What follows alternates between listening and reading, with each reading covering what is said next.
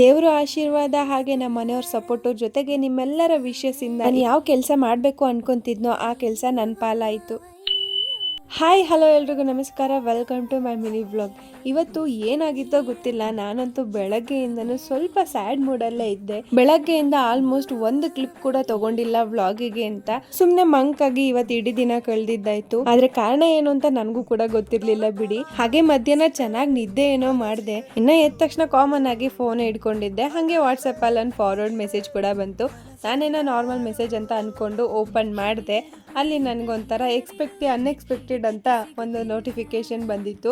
ಅದನ್ನ ನೋಡಿ ನಾನೇ ಒಂದು 10 ಸೆಕೆಂಡ್ ಶಾಕಲ್ಲಿ ಕೂತಿದ್ದೆ. ಅದೇನಪ್ಪ ಅಂದರೆ ಮೊನ್ನೆ ಎಲ್ಲ ನಾನು ವ್ಲಾಗ್ಸಲ್ಲಿ ನೋಡಿದ್ರಿ ಅಲ್ವಾ, ಒಂದು ಗೆಸ್ಟ್ ಲೆಕ್ಚರರ್ ಪೋಸ್ಟಿಗೆ ಇಂಟರ್ವ್ಯೂ ಅಟೆಂಡ್ ಮಾಡಿದ್ನಲ್ಲ. ಸೊ ಇವತ್ತು ಅದ್ರದ್ದು ಸೆಲೆಕ್ಷನ್ ಲೀಸ್ಟ್ ಕೂಡ ಬಿಟ್ಟಿದ್ರು. ಅದರಲ್ಲಿ ನಾನು ಕೂಡ ಸೆಲೆಕ್ಟ್ ಆಗಿದ್ದೆ. ಒಂದ್ ಕಡೆ ಹೋಪ್ ಇತ್ತು, ಇನ್ನೊಂದ್ ಕಡೆ ಎಕ್ಸ್ಪೀರಿಯನ್ಸ್ ಇರೋರೆಲ್ಲ ಇದ್ರಲ್ಲ, ಎಲ್ಲಿ ನಮಗೆ ಚಾನ್ಸ್ ಸಿಗುತ್ತೆ ಅಂತ ಅನ್ಕೊಂಡಿದ್ದೆ.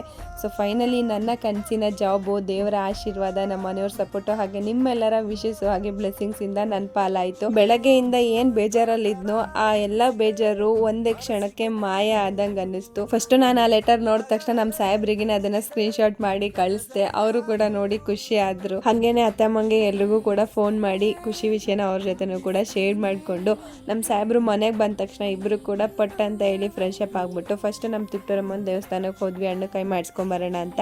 ಅಲ್ಲಿಗೆ ಹೋಗಿ ಹಣ್ಣುಕಾಯಿ ಎಲ್ಲ ಮಾಡಿಸ್ಕೊಂಡು ಅಲ್ಲಿಂದ ಸೀದಾ ಮತ್ತೆ ಆಂಜನೇಯ ಸ್ವಾಮಿ ದೇವಸ್ಥಾನಕ್ಕೆ ಬಂದ್ವಿ. ಆಂಜನೇಯ ಸ್ವಾಮಿ ದೇವಸ್ಥಾನದಲ್ಲಿ ಆಲ್ರೆಡಿ ಪೂಜೆ ಎಲ್ಲ ಮುಗಿಸಿ ಬಾಕ್ಲಾಗಿದ್ರು, ಬಟ್ ದರ್ಶನ ಏನೋ ಆಯ್ತು. ಇಬ್ರು ಕೂಡ ಒಟ್ಟಿಗೆ ಕೈ ಮುಕ್ಕೊಂಡು ನನ್ನ ಈ ಕೆಲಸಕ್ಕೆ ಯಶಸ್ವಿ ಆಗ್ಲಿ ಅಂತ ಹೇಳಿ ಬೇಡ್ಕೊಂತ ಸೀದಾ ಮನೆ ಕಡೆ ಹೋಗೋಣ ಅಂತ ಹೊಡ್ತಾ ಇದ್ವಿ. ಅದೇ ಗ್ಯಾಪಲ್ಲಿ ನಮ್ಮ ಸಾಹೇಬ್ರು ಪಾನಿಪುರಿ ತಿನ್ಬೇಕು ಅಂತ ಹೇಳಿದಕ್ಕೆ ಇಬ್ರು ಕೂಡ ಹೋಗಿ ಪಾನಿಪುರಿನ ತಿನ್ಕೊಂಡು ಹಾಗೆ ಮನೆಗೆ ಬರ್ತಾ ದಾರಿಲಿ ಮಾರ್ಕೆಟ್ ಹತ್ರ ಹೋಗ್ಬಿಟ್ಟು ಸ್ವಲ್ಪ ತರಕಾರಿ ತಗೊಳ್ಳೋದಿತ್ತು, ಅದನ್ನು ಕೂಡ ತಗೊಂಡು ಸೀದಾ ಮನೆ ಕಡೆ ಹೊರಟ್ವಿ.